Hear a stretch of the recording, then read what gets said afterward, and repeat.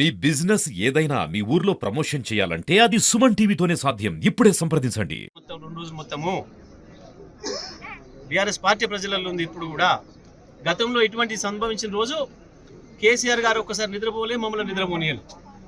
ప్రతి మంత్రిని, ప్రతి కలెక్టర్ను, ప్రతి అధికారిని పూర్తి స్థాయిలో ప్రజల్లో ఉండమని చెప్పిండ్రు. పూర్తి స్థాయిలో విజిలెంట్గా ఉండమని చెప్పిర్రు. మేము అట్లా ఉన్నాం. ఇంతకంటే పెద్ద వరదలు ఎదుర్కొన్నాం. ఇంతకంటే పెద్ద వరదలు కూడా ఎదుర్కొన్నాం. అయినా సరే ఈ ప్రభుత్వం చేతగాని ప్రభుత్వం అయింది, ఓ దద్దమ్మ ప్రభుత్వం అయింది. ముఖ్యమంత్రి, మంత్రులు బాధ్యత రాహిత్యంగా ఉన్నారు.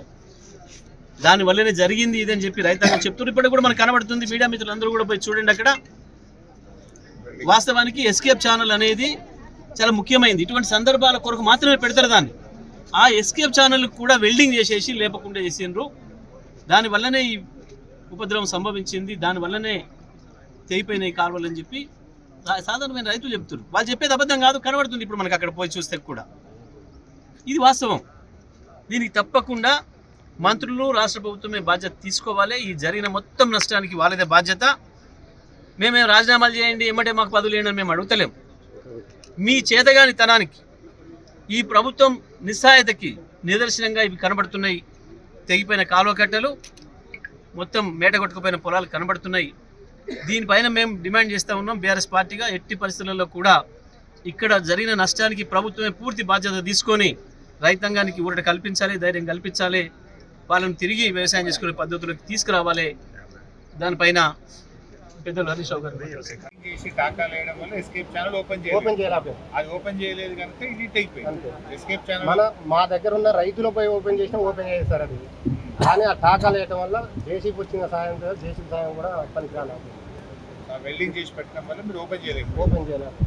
ప్రభుత్వం సకాలంలో ఇంజనీర్లు అది ఓపెన్ మ్యాక్సిమం ప్రభుత్వం కాదు, ఉన్న పొలంగా అయితే తుమ్మల నాగేశ్వరరావు గారు మంత్రి గారు, పొంగులేటి శ్రీనివాసరెడ్డి గారు మంత్రి గారు కావాలని చెప్పి 2000 24 ఏప్రిల్ 12 గారికి ఇచ్చిన రోజు బీఆర్ఏఎల్, ఫీల్డ్ అసిస్టెంట్లు, పోలీసు వాళ్ళు ఒక్కో తుమ్మికి 4 చొప్పున 16 మందిని సిబ్బందిని పెట్టి కావాలి పెట్టి నీళ్ళు తీసుకుపోయారు సార్.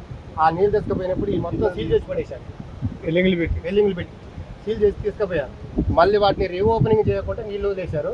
పూర్తి స్థాయిలో నీళ్లు ఒకేసారి 1,60,000 రూపాయలు క్యూసెక్కులు కాలేజ్ రిజర్వాయర్కి వచ్చినప్పుడు బ్యాక్ వాటర్ రిటర్న్ పోటీ ఎక్కింది. ఈ వాటర్ ఇటు ఎక్కింది. దగ్గరలో ఉండబట్టి 2 ఎకరాలు ప్లాస్టిక్.